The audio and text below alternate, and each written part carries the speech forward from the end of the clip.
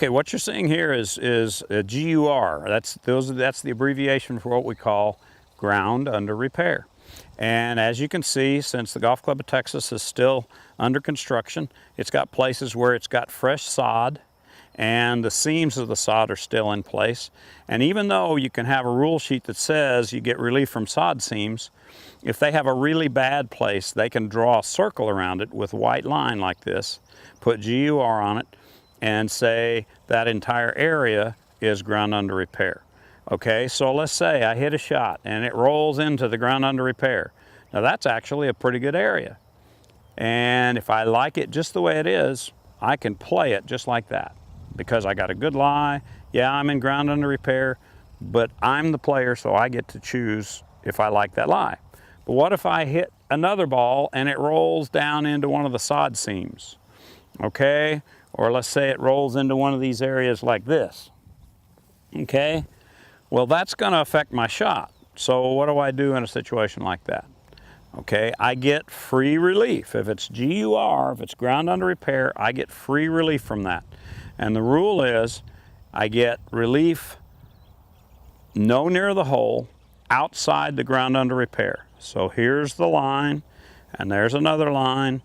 And so I pick the ball up, and since it's a 1 club length relief, because it's a no penalty, I can go 1 club length this way and drop it, or I can go 1 club length this way and drop it.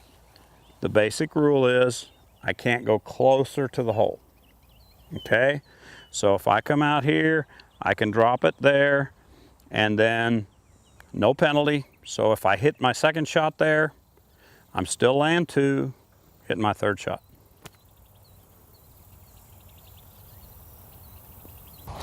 Okay, every golf course you go to is going to have what are called immovable obstructions. I mean, we're going to have all kinds of obstructions. Movable obstructions are ones that obviously are movable, but immovable obstructions are ones that you can't move. This is a cart path, it can't be moved. Okay, let's say I have a bench that's cemented to the ground, you can't move it. Now if it's a bench that can be moved, it's obviously a movable obstruction. And if my ball is under the bench and the obstruction can be moved, you can just move the obstruction and then play the ball. And then you put the obstruction back, all right? But in this instance, since we've got a cart path, and the cart path is an immovable obstruction, I can't move it anywhere. Okay, I've got a golf ball that landed right here, and I'm headed this way down the fairway. And unfortunately, my ball is in a good lie, but my feet are standing on the cart path. Okay. As a golfer, I have some options here, okay? First option is, if I like the lie, I can actually stand on the cart path and hit the shot. No penalty, no problem. I just go on and hit the shot just as it lies. Now, if I want relief from it so that I can stand on fairway, then what I do is first I determine where I have full relief. Okay, once I've got full relief, and it has to be nearest relief, no near the hole. So I can't go that way because my nearest relief is that way.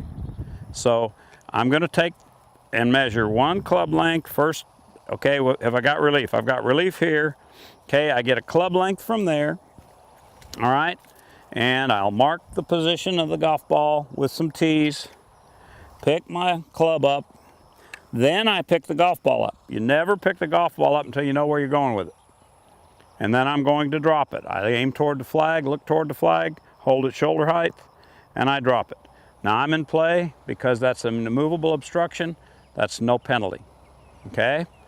Now, what if my ball's in the middle of the cart path? Same situation.